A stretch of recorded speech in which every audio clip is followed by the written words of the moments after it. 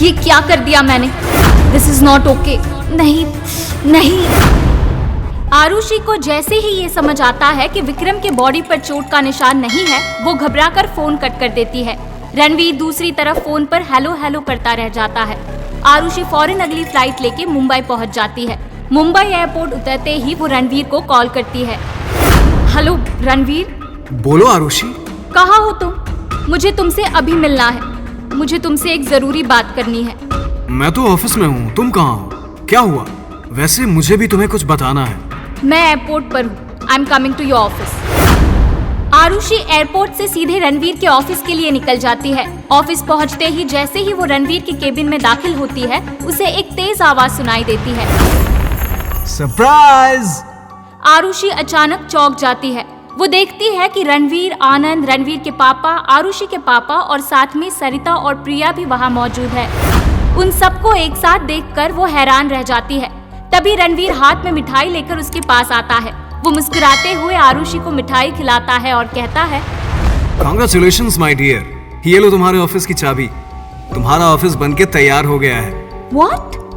सच में? यस, और आज शाम को उसके इनॉग्रेशन के लिए मैंने एक शानदार पार्टी ऑर्गेनाइज की है।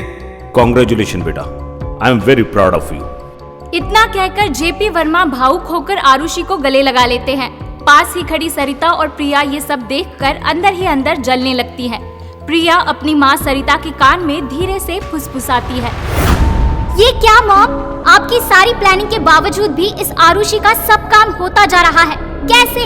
इसका ऑफिस बनके तैयार हो गया, इन्वेस्टमेंट भी मिल गई, बिजनेस सही रहा तो सीईओ भी बन जाएगी। और मेरा क्या? यही तो मेरे भी समझ नहीं आ रहा है। इस बार तो मैंने ऐसी चाल चली थी कि आरुषि, उसकी बेटी और ये बिजनेस तीनों मेरे हाथ में होते। इस विक्रम के बच्चे ने कुछ तो गड़बड़ की है। उसे फोन लगाओ और पूछो कहाँ है। मॉम, विक्रम ने गड़बड़ की है या नहीं वो तो हम बाद में भी देख सकते हैं। फिलहाल ये शाम का फंक्शन कैसे रोका जाए ये सोचिए।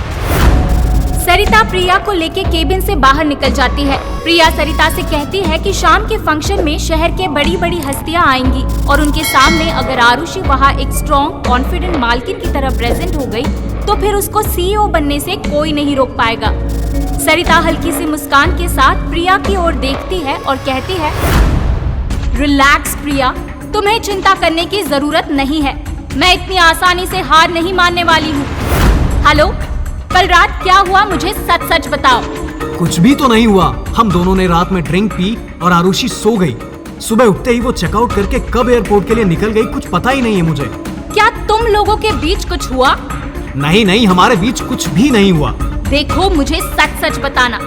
कुछ हुआ नहीं तो वो अचानक से सेमिनार छोड़ के वापस क्यों आ गई और आते ही रणवीर से मिलने क्यों गई? आंटी, मैं सच कह रहा हूँ, हम दोनों थोड़े ड्रंक थे और हमने बस किस किया था। जैसे ही विक्रम ने किस करने वाली बात सरिता को बताई, सरिता आग बबूला हो उठती है। वो गुस्से में चिल्ला उठती है, What the hell विक्रम, मैंने साफ मना किया था कि तुम ये सब नहीं करोगे। मुझे लगा था तुम्हारी मदद से मैं उसे रणवीर से दूर कर पाऊंगी, पर तुमने जो हरकत की है उससे वो रणवीर के और नजदीक हो जाएगी।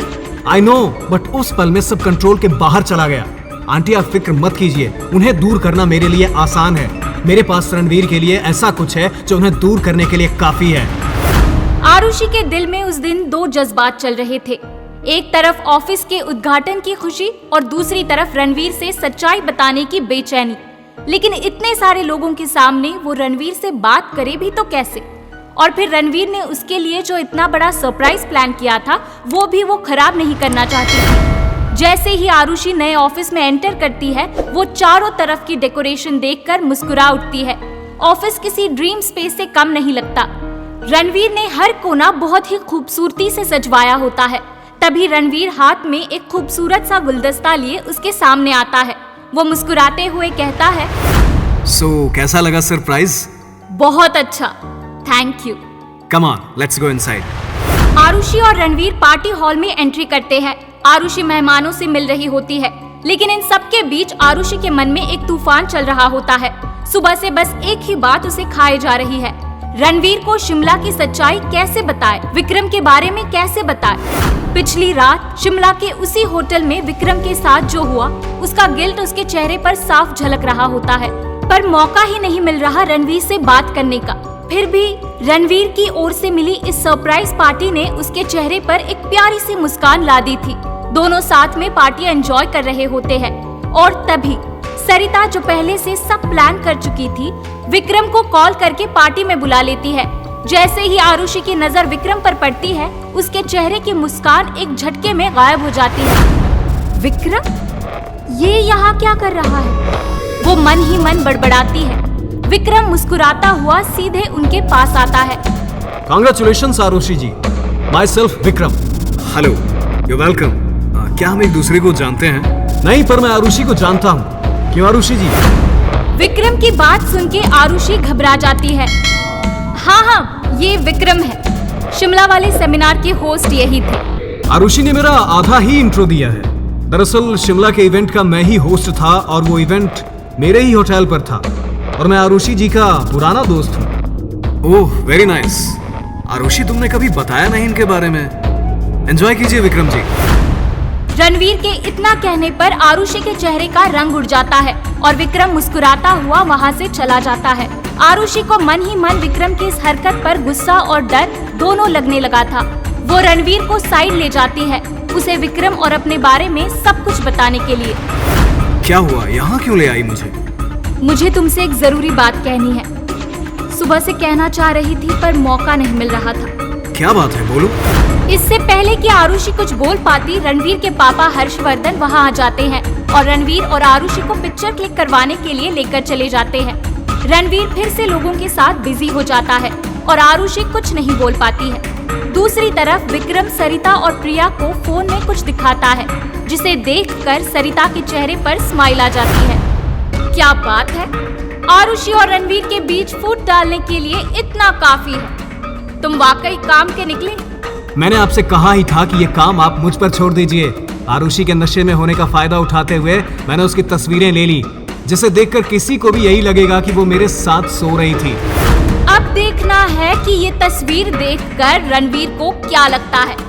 तो देर कैसी, रणवीर को ये फोटोज भेज देते हैं। नहीं, इतनी हड़बड़ी नहीं करनी है।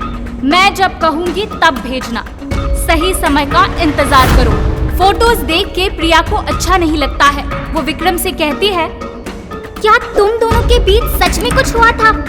मुझसे झूठ मत बोलना। क्या नहीं, बिल्कुल नहीं। हम बस साथ में ड्रिंक कर रहे थे। उसके बाद वो सो गई तो नींद में मैं भी उसके बगल में लेट गया और ये फोटोज क्लिक कर ली और कुछ नहीं हुआ। तुम सच कह रहे हो?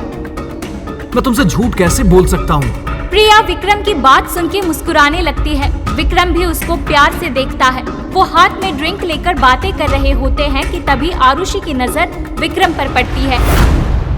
तुम यहाँ क्या करने आए हो और प्रिया को कैसे जानते हो? क्या आपका नाम प्रिया है? हाय, मेरा नाम विक्रम है। मुझे इनका नाम भी नहीं पता। मैं तो बस ऐसे ही बात कर रहा था। हाँ, ये अकेले ड्रिंक कर रहे थे तो मैं बात करने आ गई। पर तुम इनको कैसे जानती हो? तुमसे मतलब? जाओ यहाँ से, मुझे विक्रम से बात करनी है। तुम बोलोगे अब यहाँ क्या कर रहे हो? मेरी जान, तुम बिना कुछ कहे शिमला से वापस आ गई। मुझे तुम्हारी फिक्र होने लगी थी। Stop this. क्या फालतू बकवास कर रहे हो? मैं तुम्हारी जान नहीं हूँ। मैं रणवीर से प्यार करती हूँ। तुमसे मेरा कोई लेना देना नहीं है, समझ गए? निकलो यहाँ से। देखो आरुषि, वैसे तो मैं तुम्हारे लिए आया था, तुम्हें अपना बनाने के लिए। गोवा की उस रात के बाद मैं तुम्हें भूल नहीं पा रहा था और फाइनली जब तुम मिली तो पता चला कि हमारी बेटी भी है। तुम्हारी कोई बेटी नहीं है, समझे तुम? और मुझे पता है तुम झूठ बोल रहे हो। मैं तुमसे गोवा में नहीं मिली। तुम वो नहीं हो, पर मुझे ये नहीं समझ आ रहा है कि तुमको गोवा की सारी बातें कैसे पता है। सच सच बताओ, तुम कौन हो? तुम ये क्या कह रही हो आरुषि? तुम्हें क्या हो गया है? तुम क्या कल रात की बात से अपसेट हो? मैं जानता हूँ मैंने थोड़ी जल्दबाजी कर दी। हमारे बीच होटल के कमरे में कुछ नहीं हुआ था, समझ गए? मुझे अपने झूठ में फंसाने की कोशिश मत करो।